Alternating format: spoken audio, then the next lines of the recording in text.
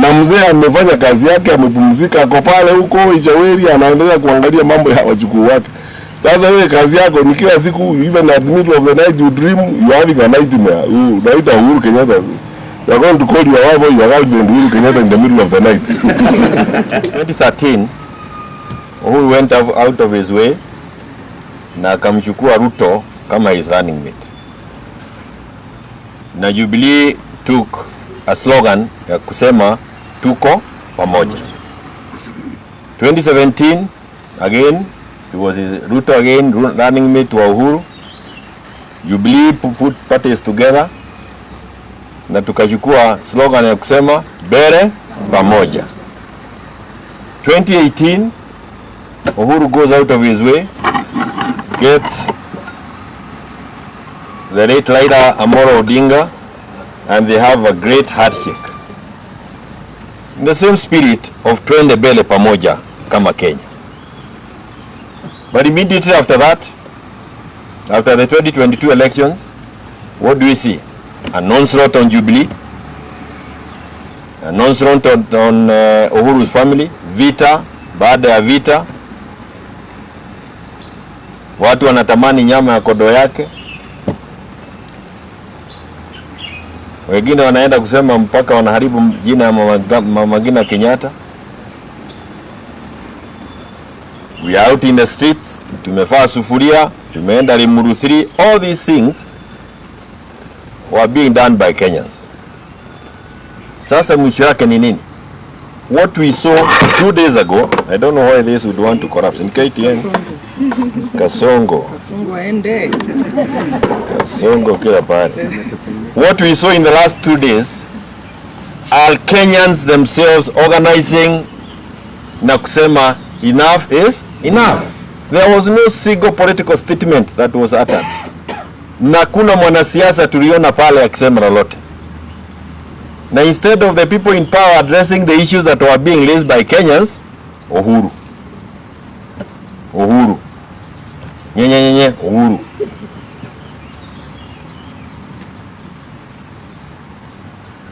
What I think we should be looking forward to is an exit plan kutoka kwa William Samoei Ruto.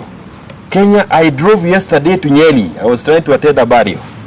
Watoto nilikuta wameweka mawe pale barabarani, 14, 16 year olds, wanakuita kuja. All they are looking for is 100 shillings, 200 shillings, and they let you pass. One, that is very scary. Why are they not in school? Two, that level of trying to recruit people, kwa sababu hiyo ni serikali ina recruit watoto wetu kwa crimes. You cannot allow that to happen.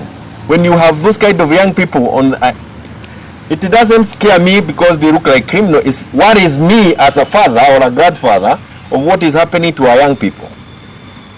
Na baada ya jioni kuangalia, naona Murkomen anasema ati hii magari ilikuwa ya watu wengine. Ati we in the Mount Kenya region, we have been here before. Hakuna mtu ataticha sisi. We want to live together. Mambo ya kustua mtu ya kwamba unafikiria utaenda popote, hakuna pahali tunaenda. Haya ni mambo ambayo hautayaona na sisi tena. Hii ni kujifisha. Na Wakenya wajue tumekuwa hapa before. What is killing these guys? They have a finance bill that Kenyans must reject. Hiyo finance bill ndio inakuja kuua sisi kabisa. Hawataki tuseme ya kwamba ndege ya bao Ruto ametembelea kule, sijui alikuwa pande gani? Hata sijui hiyo Kenya inasemwa namna gani jina yake. Kule alikuwa a jet that they are paying 5 million shillings an hour. Sasa fanya hesabu kuanzia siku walitoka hapa na siku watarudi ile pesa ambayo imetumika. Those are the issues we want to address. And finally, the joblessness level in this country. Stop hiding. Don't look for things kufuga Wakenya macho. Shida tunajua ziko na Wakenya wanazijua. Wao wenyewe ndio wanasema. Sisi wenyewe ni kupatiana uongozi kwa hayo mambo. Thank you very much. I'm certainly not good at this. You know, I have kept hoping that I will see an end to, you know, what I normally call very nonsensical conversations in the public space. We are in a crisis. And then let me be very frank about this. As someone who has had the privilege and the blessing of working in the public sector before and serving our country, I understand government very well. I can read what is going on. I can tell Kenyans very sincerely, we are walking down to a crisis. Not just because we have, of course, because we have an incompetent government, but because in addition to that incompetence, they have mismanaged the country and every avenues of engagement in a spectacular and historic manner. So, I would like to urge our leaders, take time now to address the challenges we face, or at least show a sense of understanding and respect for the public by attempting a conversation on the challenges that we face. Not on the kind of garbage that you keep spewing every day and so on and so forth. The challenges we face in this country have nothing to do with a tribe. So you cannot say, huwezi kusema hii shida imeletwa na Wakikuyu, ama hii shida imeletwa na Wakamba, ama imeletwa na kina fulani. Hiyo ni tabia ya mtu ambaye ameshindwa kufanya kazi. Kwa sababu mahali popote utaenda katika taifa letu la Kenya, watu wanaumia na watu wanalia kila wakati. Sisi wengine tunajiuliza hawa wenzetu viongozi wanaishi wapi? Because there isn't a part of this country I've gone to where you do not meet people suffering, young men and women who have deferred their university learning programs because they cannot raise fees. Kids who cannot go to secondary school because the fees is unaffordable. Levies have been introduced that the government is not even in control of and doesn't even know. These are the challenges we face. Forget about, and we can see, we are not dumb. Tunaweza kuona clearly matamushi haya yanaelekea wapi. This kind of language where it is headed. Kusema eti kwa sababu wakati ule bei ya mafuta ilienda juu wakati Mheshimiwa Uhuru Kenyatta alikuwa rais, mbona hakukuwa na shida? Niko na jibu. Kwa sababu we were responsible leaders, sisi tuliongea na wananchi na tukawaheshimu. Kukiwa na shida na kukiwa na maneno kama hayo, tulikuwa tunaita hata private sector, Kenya Private Sector Alliance, Kenya Association of Manufacturers na wale wengine, tunaketi chini tunazungumza nao. Viongozi wa dini wote wakituitisha tulikuwa tunafanya kikao nao, tunaongea nao na magavana na wale wengine, because democracy is government by consultation and government by consensus as you go along. Lakini sasa this arrogance that we see here and juvenile hubris that you are witnessing ndio shida. Mimi ya mwisho ningesema ni the worst mistake you can make as a government is to politicize national security issues. Upeleke siasa kwa maneno na masuala ya usalama. Kitu ikitokea useme ni kabila hii ama ni kabila ingine, ni wale wengine, ni sehemu hii. Kasumba kama hii imetuletea shida huko mbeleni. Na tusiende barabara hiyo tafadhali, tutaumiza nchi. Tusiende barabara hiyo. Na yale ambayo yamefanyika jana, ukiangalia mambo ambayo yalifanyika Murang'a jana, mambo ambayo yalikuwa yanafanyika Naivasha, unaona wazi kwamba labda kulikuwa na mpango hapa. But I'm asking the government, if you want to prove us wrong, arrest those who are involved and present them before a court of law, because that is how you prove that you are serious. Lakini kila wakati ni excuses, you know. Maybe somebody should give award this government or record them in the Guinness Book of World Records for being the government that has generated the most excuses to govern. Oh, we inherited empty coffers. Oh, it is Uhuru. Oh, it was Raila and Azimio. Oh, it is who. I mean, it's someone else is to blame. Not their own failure to manage the country. Hiyo ndio shida. Tunawaheshimu kama viongozi wetu. Wakati umefika, if they did not see this danger, wakati umefika wa kufanya mjadala. Lakini sisi kama chama cha Jubilee ndio wa kwanza kusema tunajiunga na Wakenya wengine kukataa Finance Bill 2026, reject Finance Bill 2026. Ukiangalia yale ambayo yako kwa hiyo Finance Bill, unashangaa tutaishi wapi na tutaenda wapi. The cost of living is already unbearable for many. Kenyan workers, wafanyakazi wa Kenya saa hii. Sijui kama kuna mfanyakazi Kenya hii ambaye anatarajia ama anatasamia kupata payslip. Maisha ya kufanya kazi nchi sasa imekuwa kama ni utumwa. It's slavery. And Kenyan workers are paying every day over taxation. Na ukweli kwamba hii serikali imetoka kwa mpango wa IMF program. Why did they get out of the IMF program? Kwa sababu wamekataa audit. IMF inauliza audit. Na mnajua kwa nini wanakataa audit. Sisi zote tunajua kwa nini wanakataa audit. Because they have refused to accept that audit. They have gotten out of the IMF program. Sasa they are trying to look for money to plug the holes through overtaxation. That is the truth. Tuambiane ukweli na tuambie wananchi ukweli yale ambayo yanafanyika. So whether you bribe leaders of the transport sector for a day or two to get out of the street, whether you intimidate them or whatever you do, the problem does not go away. And this is the same short-termism, short-sighted way of managing the country that these people have adopted. There's a problem, throw money at it, bribe some people, or alternatively intimidate them or abduct them, or alternatively say ni kabila fulani nataka kuleta shida. You are moving all of us into a crisis and trying to profile one community. Eti you think it is going to be fashionable? Shida ambayo iko kila mahali Kenya hii, hata ukienda Garissa, uende wapi, shida ni hiyo kila Mkenya anapitia. Sasa kwanza kuambia wananchi eti ni maneno yanaletwa na kabila moja and so on and so forth, which doesn't make sense. Ya mwisho, there are retired presidents around the world. You know, the level of pettiness that we see from this administration is shocking. You know, some of the things that people say, these guys talk about, they can make a dog cry. The president retired, and that's all. And serikali, unajua, if you cannot manage a retired president, honestly, what can you do? Utafanya nini? You know, managing a retired president is the easiest thing, because there is an act that says what that retired president is entitled to. Na mzee amefanya kazi yake, amepumzika, ako pale huko Ichaweri, anaendelea kuangalia mambo ya wajukuu wake. Sasa wewe kazi yako ni kila siku, even at the middle of the night you dream you are having a nightmare. Unaita Uhuru Kenyatta. You are going to call your wife or your girlfriend Uhuru Kenyatta in the middle of the night. Let's be serious, people. I'm telling you, let's be serious, people. Kenya deserves better. We have been independent for the last 63 years. We are respected around the world, in the region. We are asking our leaders, we are better than that. Is why in Jubilee we are saying we are better than this. We would like to change this administration because Kenyans deserve better. Deserve better leadership. And what would we do so that I don't concentrate on negatives only? We would introduce transparency and management of the energy sector differently from what you see these days. We will not engage in conflict of interest. We will not lead a government where we ourselves are doing business in the oil sector. Because in doing that, because of conflict of interest, we will not be able to regulate and manage the sector effectively. We will give an opportunity to all Kenyans. We will be transparent about what we do and accountable about public affairs.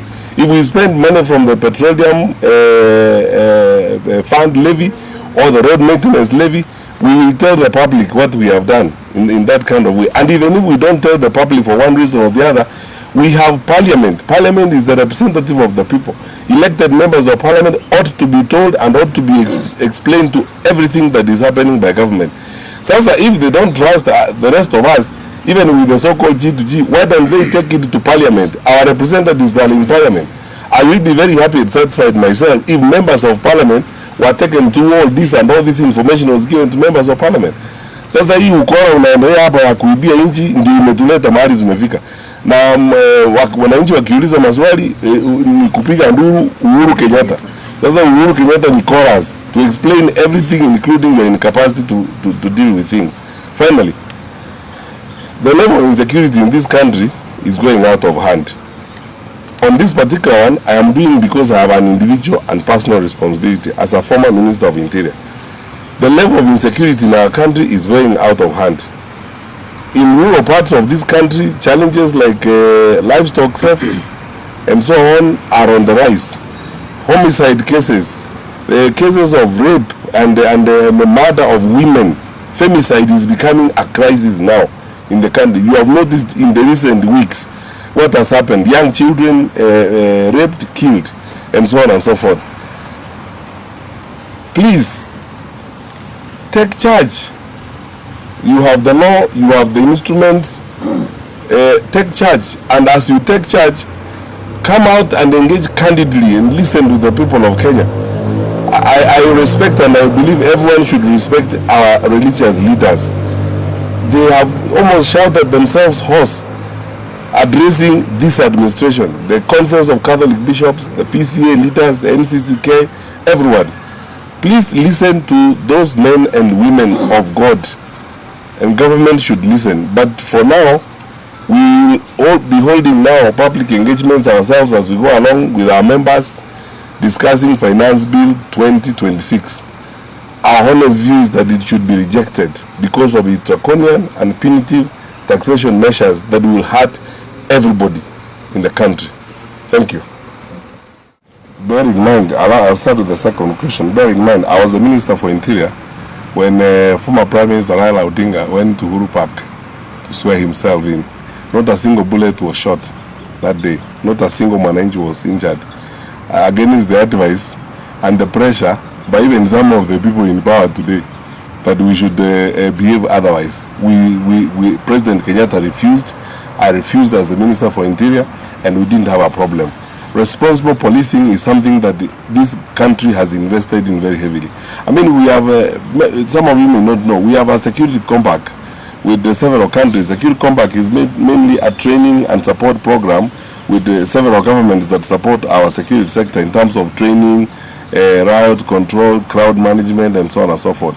Responsible policing is something that we have worked on since almost independence. Even before I became Minister for Interior myself, this has been going on. And there is also regulations called standing orders on how police are supposed to conduct their affairs. In most cases, to be honest with you, for the entire time I was there, and I have noticed the police try the best they can to respect those standing orders. The difference, I think, here is, as I said, the politicization of the security responsibilities. Somebody somewhere in this whole arrangement is supporting the deployment of goons and criminals side by side with what the police are doing. And in that process, people get injured. In some cases where the police may be blamed, it's probably these goons and these thugs, some of them supported by leaders, others who brag very openly and so on and so forth. So that's why I've said several times, and I would like to say again, I know most of our leaders in the security sector. Many of them are actually serious people. They are honest, serious people. They are good officers. They need to be allowed, they need to be given an opportunity to do their work without undue political pressure. When you hear these kind of political statements that are being made, irresponsible, reckless political statements being made, they are meant to intimidate and sometimes push the security sector in a particular direction. If the police were left to act objectively, their leaders were given the way they need to act, some of the issues we are dealing with will not happen. But when mistakes happen and when challenges happen, such as people die and force is used disproportionately, the law is very clear. Investigations ought to be done. Those who are involved are brought to book, because we are a rule of law country. There are officers who were involved when I was minister myself in some cases. In some other cases, investigations have been done and the process of prosecution is going on. In some cases, even punishment has already happened. We have no security anywhere else except in the law. All of us, because you see, we can't all be ministers, we can't all be police officers. Today it's me, tomorrow it's you. We are all equal before the law, and we will be protected by the law. We say, let's follow the law. That's what we're asking our colleagues to do. As for whether or not there's any wisdom I have, the wisdom I have is to ask them to leave. Because the level of damage they have done to the country is irredeemable and more painful, especially because I know and I understand the capacity of our country. I know what my country can do. I know what the people in this country can do. I've worked with so many public servants. I know what some of these senior public servants can do in an environment where they are given proper political support and there's will to do good. But right now, I've never seen, for the time that I have been paying attention, I never knew a time when there was such resentment even within the security sector teams themselves. And how do we know, ordinary citizens? Because now they are talking about it. Even politicization of deployment. People are lined up, in X number of commands in Nairobi. X number of them are placed in one ethnic community and so on, which you can tell clearly the reasons why it's being done. So they are not happy themselves. We are not happy, and that's why we think the best they could do to this country is to do a decent thing, and they know what the decent thing is. Yes, sir. You say that they should listen to the leaders, but more often you see when the leaders speak,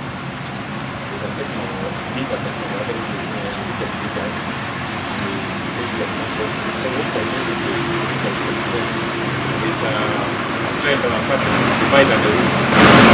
Something you say to religious leaders, which advises people needs an answer to religious leaders, says more religious leaders. And in fact, in most cases, we have seen even some religious leaders being told you did not came out to say this when the rule was in the government.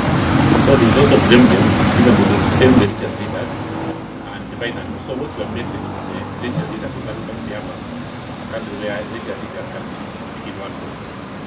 Listen to Kenyans, whether they are religious leaders, academics, civil society leaders, Mama Mboga group leaders. Listen to the people of Kenya. That's all we are saying. And when you listen to them, we are a democracy. People have a right to express themselves how they please. But when people ask questions again and again of our government, it's only logical that that government at least pays attention to the questions and the issues that are being asked and avoids deflection, deflecting or trying to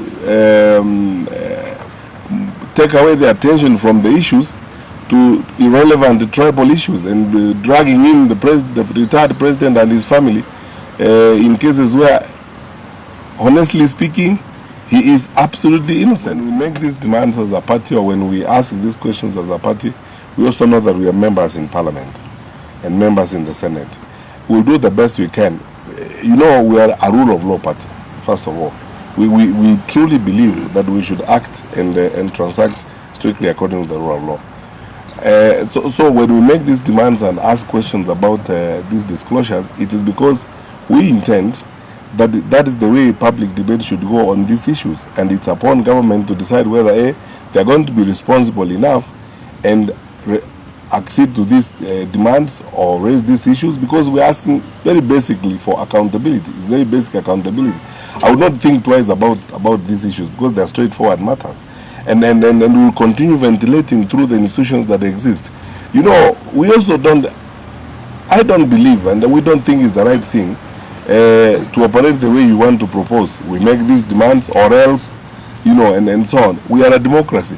We have a point at which we are going to act, and that is at the ballot. We are asking these accountability questions on and on again, and we hope the government will be accountable enough and do what needs to be done. On the question of the strike, we supported the strike.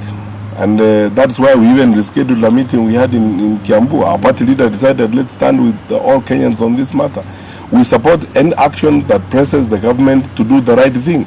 And the strike was action by the public to press the government to act responsibly on the issue of pricing of fuel.